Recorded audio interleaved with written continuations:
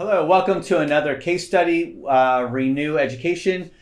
This is a complex one, so this is going to have at least 2 videos, and I will probably reference this throughout other videos talking about certain circumstances people get into. This patient clearly has an interest, has had dentistry done in the past, a lot of dentistry done, but has had infections, has had other problems with decay, implant infections. She has interesting anatomy. She has bone where she now has osteoporosis.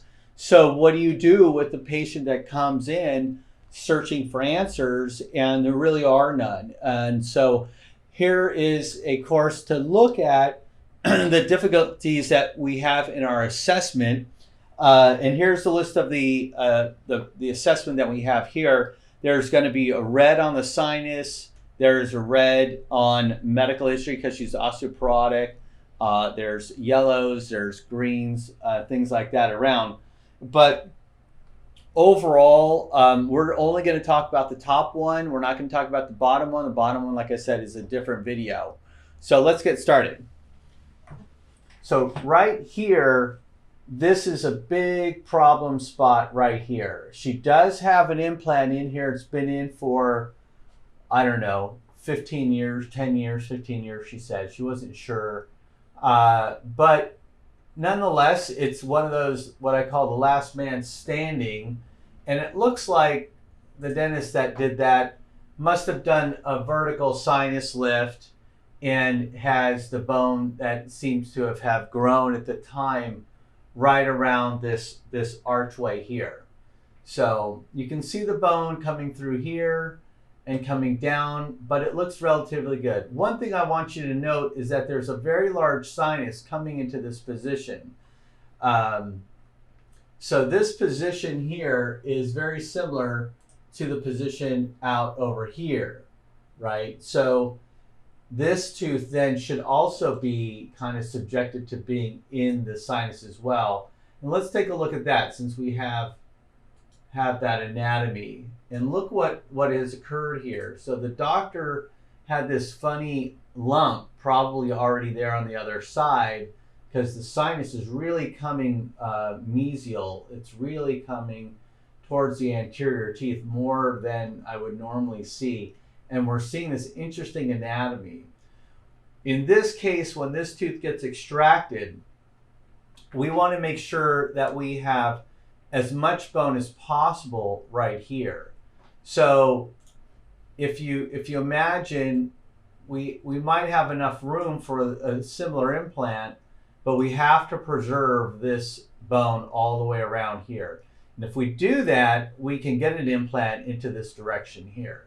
So here's a spot that really looks interesting to me, which is right here in this area. This is the area where we would normally see more bone. It's the first premolar site, and we don't, and that's very disappointing. So this person gets the red sinus because of how much more forward their sinus is, and the limitation that we have now with this particular site and how much bone we have. This obviously needs a sinus graft, but we're only in the first premolar site. So this now becomes discouraging to me. If that's in the first premolar site, I really hate to see what's in the first molar site. So let's look at that. So if we're going to try to put an implant here, you know, it's not horrible, but it is pretty limiting. We only have a few millimeters at best. If I'm measuring like that, you have less than 2 coming into that area here. So it says 2.8, but it's actually more like 2. Let's see if I can grab that. Well, it's more like 2.5 millimeters before we get into the sinus. Seems to want to change the contrast. So you got about 2.5 millimeters for the sinus area here. You're definitely going to need to do either double sinus bump to get out to 4 to 6 here. Wait, get 6 months. If you do a lateral, then you can obviously add all the graft you want, but you're going to wait a good 10 months for that. She's osteoporotic, so it's a very difficult case to actually get that actually growth in there, and you can't guarantee that. So she does have an opportunity for an implant here. So if you think about a 4 locator upper piece here, we can work with this implant and this implant, but the problem really lies in the upper left. So I wouldn't recommend putting any implants in here until this gets solved. This here with this kind of tooth and the bump, I recommend her to go see an oral surgeon that does a lot of these sinus lifts, these laterals. Yeah, I do lateral sinus lifts from time to time. I just don't do them a lot. I just choose not to. There's always tissue problems, fenestrations, healing, that kind of stuff. And, you know, I just would rather leave it up to the specialist to do that. They like it more, maybe. I don't know. I think about the whole plan and the prosthetic that goes on it.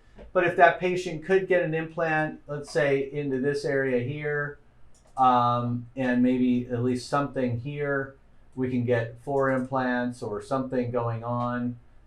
We now have what we want is like a 4 locator upper attachment denture. She'd be far on her way, but unfortunately, we don't know yet how the healing could go there. So you got to take this one step by step. My biggest warning to the patient is when you're ready to take all of this out here, it's never coming back. And that this case ends up being a kind of all-in case for the patient. She has to be all in on accepting that she's going to possibly only be able to incur a denture and not anything more. Because if she doesn't heal for the grafts, she's not going to heal for the implants. And that means that she's got 1 implant on one side, the left. You can put 1 attachment on it, but that will probably cause the failure of that with an entire denture holding on it. So she's going to be an upper denture, possibly an upper denture. She doesn't have a big fat palate or a big high vaulted palate. So how she adapts to that denture will determine her quality of life, or at least quality of chewing and function later on. If she is inclined to use adhesives, maybe her quality of life goes up a little bit more. I always tell patients you got to take it 1 step at a time. Take a look at the first 4 months is not like indication of how things are going to be in life, but more like after 6 to 12 months, see where they are, get those relines done in a timely manner so it improves their quality of life for that first year of having a full denture. And in her case, it's going to take a good full year or 10 months before any of that bone may even grow back into the sinus areas. So she's got a very long road ahead of her, and it will just have to move along as she can move along. She definitely needs to get the work done here as soon as possible. So thanks for checking in. It's a case study, and check us out on YouTube, Twitch, Facebook, and all the social media sites you can. So good. Thanks a lot.